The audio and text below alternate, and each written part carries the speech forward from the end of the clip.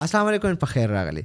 एक नई पॉडकास्ट के साथ आपको वेलकम करता हूँ जिसमें हम सुनेंगे नवीद की स्टोरी कि किस तरीके से एक पेट्रोल पंप की ज़िंदगी से वो इस लेवल पे आए हैं कि आज अल्हम्दुलिल्लाह उनके पास दुनिया का सब कुछ है और वो कुछ भी अफोर्ड कर सकते हैं। कैसे उन्होंने ऑफ़िस बनाया, टीम बनाई और कैसे ग्राफ़िक डिज़ाइन में एक बहुत बड़ा नाम रखते हैं। तो चलिए शुरुआत करते हैं, लेकिन उससे पहले अगर चैनल पे नए हो तो सब्सक्राइब कीजिएगा और अपने साथ दोस्तों के साथ भी शेयर कीजिएगा ताकि उनको भी इससे मोटिवेशन मिले। उम्मीद रखता हूँ कि आप खैरियत से होंगे और आज के इस पॉडकास्ट में हम जानना चाहते हैं कि नवीद कौन है, कहाँ से है और इस आईटी फील्ड में कैसे है और फिर कुछ बेसिक क्वेश्चंस के साथ साथ एडवांस लेवल के क्वेश्चन भी करेंगे जो कि आई होप ऑडियंस को हेल्प करेगी कि वो अपनी लाइफ को अकॉर्डिंगली जो है ना, जो एक एम है या विजन है उसको स्ट्रीमलाइन कर ले और इस फील्ड में कामयाबी हासिल करे। So who is Naveed? अच्छा जी, सो नवीद नवीद अहमद नवीद अहमद या Naveed so Ahmed. My name is Naveed Ahmed ji. मैं साउथ पंजाब का एक छोटा सा शहर है चिश्तियाँ, वहाँ से हूँ और वहीं पैदा हुआ हूँ 1993 में। आई एम 30 इयर्स ओल्ड और मेरी अर्ली एजुकेशन सारी वहीं से है, चिश्तियाँ से। इट्स तहसील।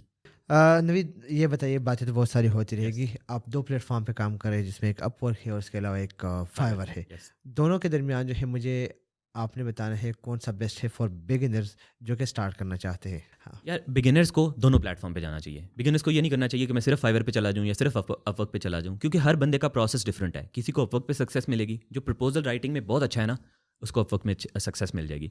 जो एसईओ में बहुत अच्छा है, जो ना टेक्निकल चीज़ों में बहुत अच्छा है कि अपनी गिग को रैंक कैसे कराना है, उसको किसी ने जिसने ये चीज़ साइंस फिगर आउट कर ली, उसकी फाइवर चल जाएगी। लेकिन दोनों में से ये ना करें कि मैं सिर्फ एक प्लेटफॉर्म पे लग जाऊँ, दोनों पे ट्राई करें। मैं दोनों पे काम कर रहा था।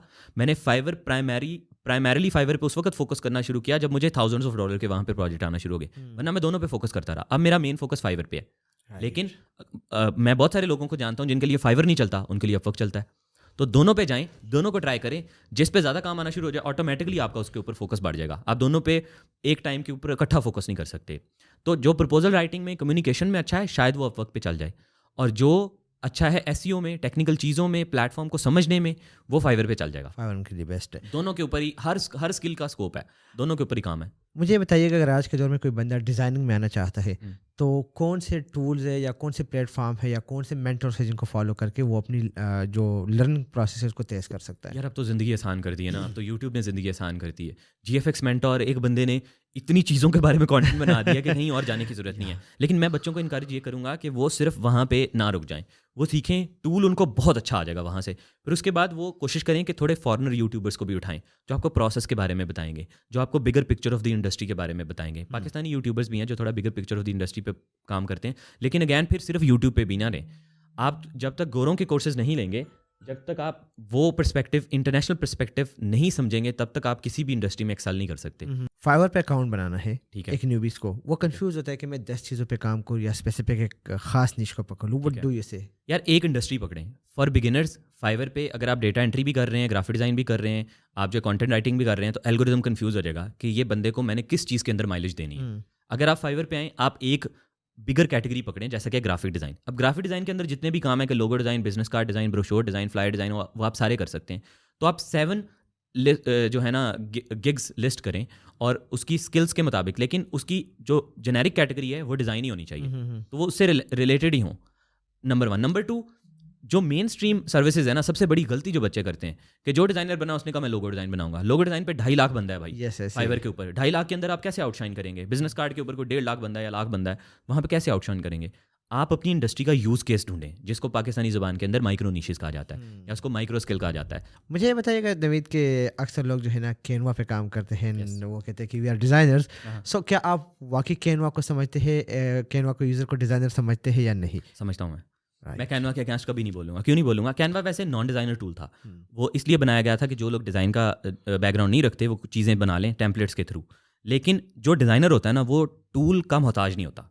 जो अच्छा डिज़ाइनर है ना, मैंने कोई काम करना है ना, बिजनेस कार्ड बनाना है, आप मुझे दे दें और एक नॉन डिज़ाइनर को दे दें और मुझे कह दें कि तुमने बनाना है ये पेंट में, और एक नॉन डिज़ाइनर को कह दो माइक्रोसॉफ्ट पेंट के अंदर जो है ना, मैं एक नॉन डिज़ाइनर से बेहतर बना के दे दूंगा आपको बिजनेस कार्ड। क्यों? क्योंकि मैं टूल डिपेंडेंट नहीं हूँ। मुझे पता है कलर्स की क्या वैल्यू है, फॉन्ट्स की क्या वैल्यू है, शेप्स की क्या वैल्यू है। मैं कस्टम में भी अच्छा काम करके दे दूंगा। और जो बंदा नहीं डिज़ाइन का बैकग्राउंड रखता, वो टूल के साथ भी अच्छा काम आप नहीं कर फोटोशॉप सकता, दे दे, वो Canva दे टेम्पलेट दे। के साथ भी अच्छा काम नहीं कर सकता। ठीक। तो डिज़ाइनर जो है वो टूल का मोहताज नहीं होता। As long as your design concepts are strong, you can work on any tool. So क्या कैनवा से एक बंदा $1000 से कमा सकता है कमा सकता है मंथली? मेरे ख्याल में। अच्छा, फिगर आउट करना पड़ेगा। आई नो पीपल जो कैनवा से थाउजेंड्स ऑफ डॉलर्स कमा रहे हैं, सिर्फ तेरा $1000 नहीं, थाउजेंड्स ऑफ डॉलर्स। $1000। लेकिन वो फिर ये नहीं करते कि बस कैनवा का जो एक बना बनाया टेम्पलेट हो रहा है उसको एडिट करके दे दिया, वो यूज़ केस ढूंढते हैं। मेरा एक दोस्त है, वो एक रिमोट एरिया में रहता है, वो लिंक्डइन के बैनर्स बनाता है, लिंक्डइन के बैनर्स कैनवा के थ्रू। कैनवा के थ्रू। एक बैनर का सर कितना चार्ज करता होगा वो? $500। $500 $500 एक बैनर का, और कैनवा को यूज कर रहा है। कैनवा पे बनाता है। और उसका क्लाइंट उसको खुद कहता है कि कैनवा पे बनाओ। उसकी स्किल सिर्फ बैनर डिज़ाइन नहीं है, उसकी स्किल है कि उस बंदे को, जो भी बंदा है, जो बिजनेस है, वो कोच है, वो फिटनेस जो है एक्सपर्ट है, उसको समझना और उसके लिए ऐसा बैनर बनाना जो उसकी ऑडियंस को कन्विंस करेगा। तो now he is not only a designer, he is a researcher, he is a LinkedIn expert. उसको पता है कि कौन सी चीज़ इस बंदे के लिए चलेगी, और Study की है उसके properly, क्लाइंट्स हाँ। को उसका फ़ायदा होता है। फिर उसको वही वो लंबी लंबी वीडियोस बना के भेजते हैं। हमारे पास टेस्टिमोनियल्स हैं टेक्स्ट की फॉर्म में, उसके पास वीडियोस के टेस्टिमोनियल्स हैं।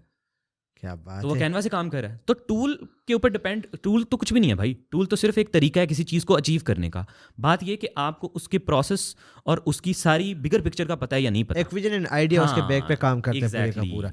मुझे ये बताइएगा, कैनवा मार्केट प्लेस का आपने सुना होगा। हाँ जी, कैनवा मार्केट प्लेस पे लोग क्या अर्निंग कर सकते हैं? बिल्कुल कर सकते हैं। आप अपने टेम्पलेट्स बना के डालें वहाँ पे और लोग यूज़ करेंगे, कैनवा आपको पे करेगा। आप पेड टेम्पलेट्स डाल सकते हैं।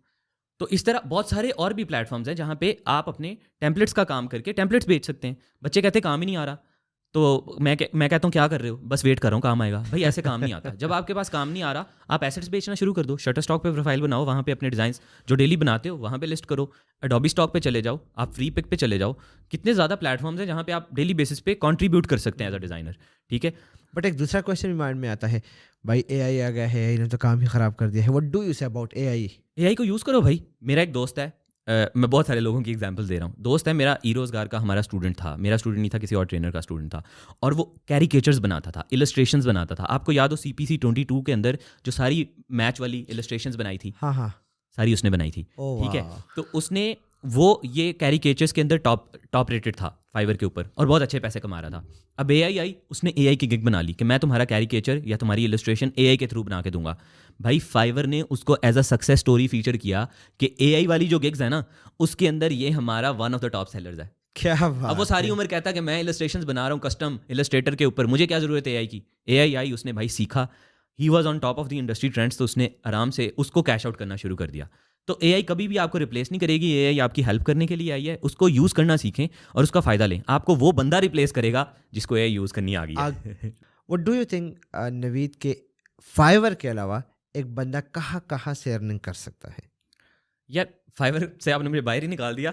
मैंने तो फाइवर पे ही उस बंदे का हल पहले बताना था कि अगर वो ये सोच रहा है कि फाइवर पे काम नहीं है तो शायद वो उसी गलत को भी सोच रहा डिस्कस कर है। लें। नंबर 1, पहले वो गलत सोच रहा है। ऐसा नहीं है कि फाइवर पे काम नहीं है।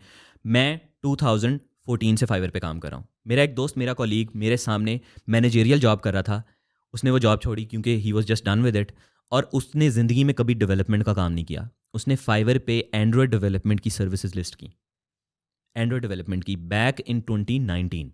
मैं 14 से काम कर रहा हूँ। 14 से काम करके मेरी अभी 7-8 लोगों की टीम है, 10 लोग मैक्सिमम। ठीक है, उसके बाद 20 लोग रिपोर्ट करते हैं उसे, और वो एंड्रॉयड डेवलपमेंट में टॉप रेटेड है, और वो मेरे से ज़्यादा पैसे कमा चुका है माशाल्लाह। क्या बात ठीक है, है, माशाल्लाह। तो ऐसा नहीं है कि अब आज भी बहुत सारे लोग शुरू कर रहे हैं जो 2 साल में फाइवर में बहुत बड़ी चीज़ होंगे। बहुत सारे लोग 2 साल बाद भी स्टार्ट करेंगे जो बहुत बड़ी चीज़ होंगे। स्कोप कभी भी खत्म नहीं होता, ऐसे हो ही नहीं सकता कि स्कोप खत्म हो जाए। मेरा नेक्स्ट क्वेश्चन ये है कि एक बंदा जो है डिज़ाइनिंग में आना चाहता है, वो कंफ्यूज होता है जी, मैं कैनवा से शुरू कर लूँ, फोटोशॉप, कोरलड्रा, सो वो कौन से टूल्स है जो कि वो स्टार्ट में लर्न करके वहाँ से फिर जो है वो एडवांस पे जा सकता है? यार अच्छा डिज़ाइनर बनने के लिए ना एसेंशियली आप डायरेक्ट लेट से फिग्मा, एडोबी एक्सडी से भी शुरू कर सकते हैं कि आप वेब डिज़ाइनर बन जाएं। ठीक है, या आप इलस्ट्रेटर पे जाके सीधी जो इलस्ट्रेशंस क्रिएट करना शुरू कर दें। अच्छा डिज़ाइनर बनने के लिए मेरे ख्याल में जो बेसिक्स है ना, वो हमेशा से ही फोटोशॉप और इलस्ट्रेटर रही हैं, और उन्होंने आगे भी रहना है। तो फोटोशॉप के अंदर जो है कलर्स को समझना, फोटो मैनिपुलेशन को समझना, बैकग्राउंड रिमूव करना, आपको थोड़ा बहुत जो है ना कलर्स की साइंस फोटोशॉप से समझ आ जाएगी। लेकिन फोटोशॉप की अब ज़रूरत थोड़ी सी कम हो गई है मॉडर्न वर्ल्ड के अंदर, क्योंकि बहुत सारे फोटोशॉप वाले मैनिपुलेशंस वाले काम एआई के थ्रू भी होना शुरू हो गए हैं।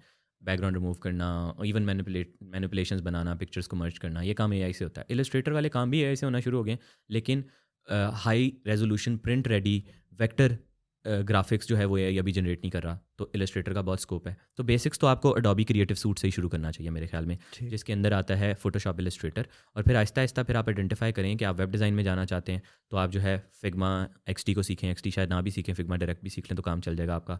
लेकिन डू नॉट स्टॉप देयर, जो भी काम शुरू करें उसका आगे आगे ढूंढते रहें कि इसके अंदर और कौन कौन सी अपॉर्चुनिटीज़ हैं। आप क्या देखते हैं डिज़ाइन को फ्यूचर में? क्या एआई इसको इफ़ेक्ट करेगी या नहीं करेगी? और आपको लगता है कि डिज़ाइनर जो है, क्या उसका जॉब जो है वो यही $5 से $10 वाला है, या वो $1 मिलियन की कंपनी बना सकता है इससे? नंबर वन तो मिलियंस ऑफ डॉलर्स की कंपनी बनाई जा सकती हैं, क्योंकि I know a lot of Studios. आप अपवर्क पे जाएँ, जाके वहाँ पे डिज़ाइन स्टूडियोज़ को, डिज़ाइन एजेंसीज़ को सर्च करें, आप देखेंगे कि इंडिया के, पाकिस्तान के इवन बहुत सारे डिज़ाइन स्टूडियोज़ हैं जिन्होंने $4 मिलियन $5 मिलियन की अर्निंग है, इससे ज़्यादा भी देखे हैं मैंने। $9 मिलियन का भी मैंने अपवर्क के ऊपर अकाउंट देखा जो डिज़ाइन की सर्विसेज देते हैं। तो मिलियंस ऑफ डॉलर की कंपनी क्रिएट की जा सकती है इससे, नंबर वन। नंबर टू, आप सारी उम्र अगर $5-10 में फंसे रहेंगे और इकोनॉमी ऑफ स्केल्स पे रहेंगे कि मैं $10 की सर्विसेज बेचता रहूँ, तो मैंने जो अंडरस्टैंडिंग अपनी बनाई है वो ये कि मैं भी सारी उम्र पहले यही कर रहा था। 2020 में मैंने डिसाइड किया कि अब मेरा एक बेस प्राइस है, वो $40 था, और मैंने कहा कि $40 से नीचे मैंने काम करना ही नहीं है, चाहे जितना मर्जी बेसिक हो। चाहे बंदे ने कहा जी कि इसका सिर्फ रंग बदल दो, $10 ले लो, मैं लेता ही नहीं हूँ। जब से मैंने वो डिसीजन किया कि 40 से नीचे ऑर्डर नहीं लेना, मेरे जो स्टैट्स चल रहे थे, जो मेरा ग्राफ चल रहा था, वो ऐसे ऊपर गया। ठीक है, मैं उसमें फंसा था और मैं फुली कंज्यूम्ड था और मेरी टीम भी फुली कंज्यूम्ड थी, तो मैं उसके अंदर नहीं ग्रो कर पाता। तो जब मैंने वो $40 वाला डिसीजन किया, उस वक्त फिर मेरे ग्राफ्स ऊपर जाना शुरू हुए। तो आपको ग्रो करने के लिए अपनी प्राइसिंग बढ़ानी पड़ेगी, और अगर आप थोड़ी प्राइसेस के ऊपर ही सारी उम्र खेलते रहेंगे, कभी नहीं ग्रो कर पाएंगे। और आपको ये भी अंडरस्टैंड करना पड़ेगा कि जो आपकी बेसिक स्किल है उसका एडवांस्ड क्या है, उसके अंदर जो लोग बड़ा काम कर रहे हैं वो क्या कर रहे हैं। जैसे कि मैं ब्रांड आइडेंटिटीज़ डिज़ाइन करता हूँ, और मैंने वो केस स्टडी भी शेयर की कि एक क्लाइंट के लिए हमने $15,000 लिए, और वो 2 मंथ्स का प्रोजेक्ट था। लेकिन इसका ये मतलब नहीं कि 2 मंथ में 24 घंटे काम कर रहा था, 2 मंथ्स के अंदर और भी प्रोजेक्ट्स चल रहे थे। तो $15,000 एक क्लाइंट से, फाइवर से स्पेसिफिकली वो क्लाइंट उठा के ले लेना लोगों को बहुत बड़ा लगता है। मेरे ख्याल में ये बड़ा नहीं है, क्योंकि मैं ऐसे लोगों को जानता हूँ जो फाइवर पे डिज़ाइन की सर्विसेज दे के महीने का $1,00,000 कमाते हैं। $1,00,000 भाई, मैं उसके करीब करीब भी नहीं हूँ। ठीक है जी, महीने का $1,00,000 कमाने के मैं करीब करीब भी नहीं हूँ। तो स्कोप बहुत है प्लेटफॉर्म पे भी, स्किल में भी। आपको खुद से सीखना है और आपको खुद से समझना है कि आप किस तरह से ग्रो करेंगे। टाइमली ग्रो करना है, टाइमली ग्रो करना है आपने, और अपने आप को आहिस्ता आहिस्ता अपनी वैल्यू को इंक्रीज़ करना है, और काम कम करके ज़्यादा पैसे कमाने हैं, और टीम बिल्ड करनी है। सारी उम्र अगर आप यही लेबर वर्क करते रहेंगे, खुद ही बैठ के काम करते रहेंगे, ग्रो नहीं कर पाएंगे। प्रोसेस है ना, कोई आपके पास डिज़ाइनर्स आएंगे, वो ग्रो करके आगे निकल जाएंगे, फिर कोई और आएगा, फिर कोई और आएगा। तो इस तरह पूरी इंडस्ट्री जो है ना, इसी तरह चलती है। आप लोगों की हेल्प करते हैं, फिर वो लोग ग्रो कर जाते हैं, फिर आप और लोगों की हेल्प करते हैं, तो इसके थ्रू आपका भी प्रोसेस चलता है। मेरा एक डिज़ाइनर था, वो 0 पे आया था, FSC से ड्रॉप आउट था, उसकी FSC फेल हो गई थी। तो और उसके पास, उसको मैंने अपना ग्राफिक टैबलेट दिया कि यार ये बैठ के, उसको स्केचेस बनाने का शौक था। मैंने कहा डिजिटल स्केचेस पे लग जाओ। वो भाई अभी दुबई में अपना स्टूडियो चलाता है, क्या बात दुबई में है, बैठा क्या हूँ बात मैं, अभी है। पाकिस्तान में बैठा हूँ, मेरे से आगे चला गया माशाल्लाह वो। ऐसे ही है। लेकिन जो लोग काम करने वाले होते हैं वो डायरेक्शन पकड़ते हैं और खुद मेहनत करते हैं। वो डायरेक्शन का इंतजार नहीं करते, वो डायरेक्शन क्रिएट कर लेते हैं, वो लगे रहते हैं। वो टाइम ये नहीं कहते कि अब काम नहीं आ रहा, काम ढूंढते हैं, बना लेते हैं काम वो। तो भाई ये थे नवीद, और उनकी स्टोरी आपने सुनी, माशाल्लाह से बहुत ही मोटिवेशन है, और उसके साथ साथ काम भी कर रहा था। सिर्फ मोटिवेशन नहीं है कि भाई आपको मोटिवेट किया और पीछे कुछ भी नहीं चल रहा, काफ़ी कुछ चला है। अल्हम्दुलिल्लाह टीम है और ग्राफिक डिज़ाइनिंग का एक बहुत बड़ा नाम है।